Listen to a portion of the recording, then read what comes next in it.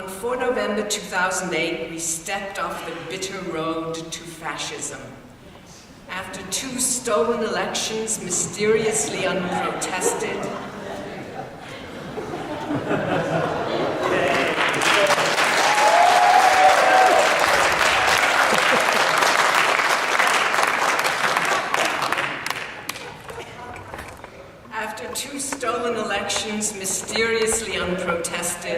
and the most secretive and sinister presidency in US history, Americans organized to take our country back and move it forward.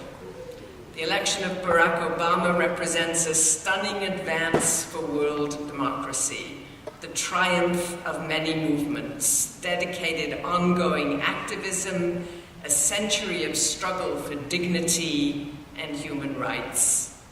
Not ironically, President Obama's inauguration coincided with the centennial anniversary of the NAACP. For 60s activists, the election was emotionally stunning. When my partner Claire Koss and I left our polling booths on Manhattan's Upper West Side, we embraced and burst into tears. It was an unbelievable joy to vote for Barack Obama, so learned and eloquent, a mixed-raced globalist, community organizer who seems to care about all people everywhere. Claire, playwright and therapist, turned to her childhood days in segregated New Orleans when she visited her mother and grandmother.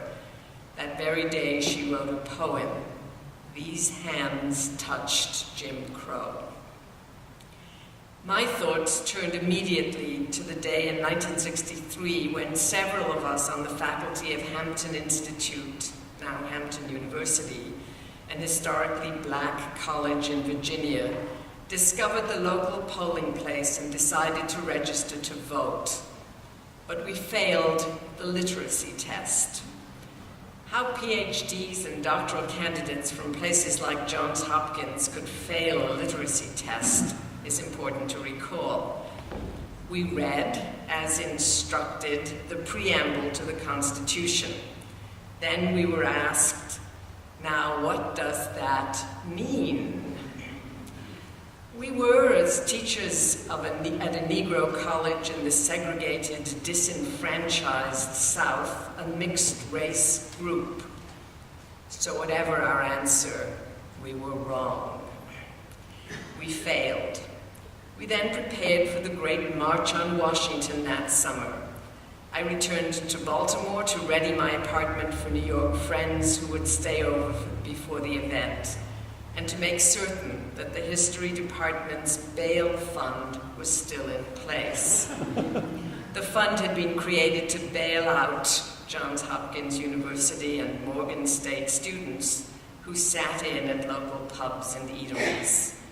In 1963, Johns Hopkins was still segregated, Baltimore entirely restricted. Indeed, one forgets how completely segregated New York City was throughout the 1950s. Even at Hunter College, there were very few students of color. To my great good fortune, poet Audre Lorde was editor of the literary magazine Echo and active with our newspaper, The Arrow. When I was student government president, from 1960 to 61, we shared student activities, office space, and became lifelong friends. It was possible to imagine a multiracial future, biracial romances, and marriages. We protested silly, rigid dress codes. I was actually suspended for wearing bifurcated garments. But we changed the rules. We protested HUAC, defended free speech, freedom of the press, even for students, real democracy, and we went south for freedom. The 60s became the decade of protest and change when the Southern student sit-ins began in North Carolina in February 1960. The Student Nonviolent Coordinating Committee was organized in April 1960. All that spring, students were active. We met, marched, picketed, and sat in.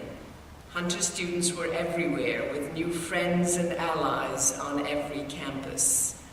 In 1961, Hunter's student government voted to pay for 2 buses of students to join the protests in North Carolina.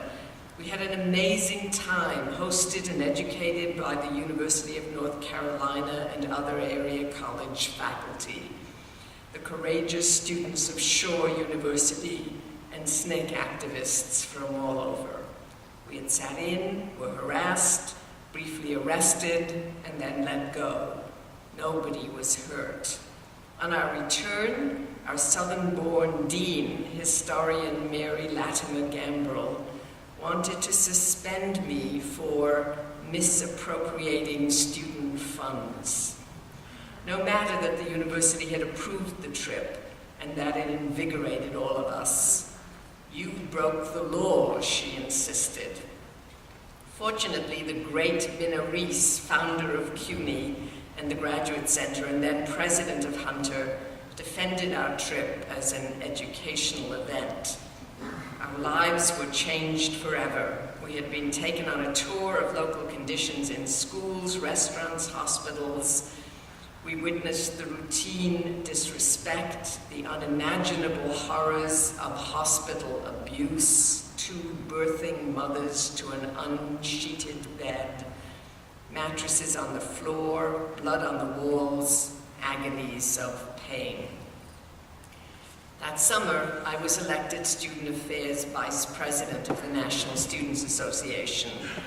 Connie Curry, an extraordinary student leader from North Carolina and the first white member of SNCC's executive committee, was a longtime official of NSA. A great admirer of Ella Baker, Connie remembers that NSA enthusiastically endorsed SNCC's activities, and she served as the bridge between 2 organizations. Excuse me. But America's student leaders were deeply divided, dominated by Southern and conservative students who opposed civil disobedience and all protest. In August 1961, NSA delegates at a national congress in Madison, Wisconsin, voted on a simple resolution.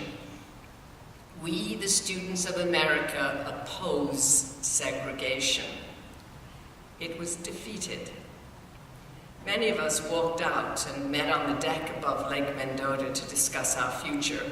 On the spot, we decided to join SDS, Students for a Democratic Society. Although some of us remained in NSA, our hearts were now fully committed to SNCC activities and SDS organizing.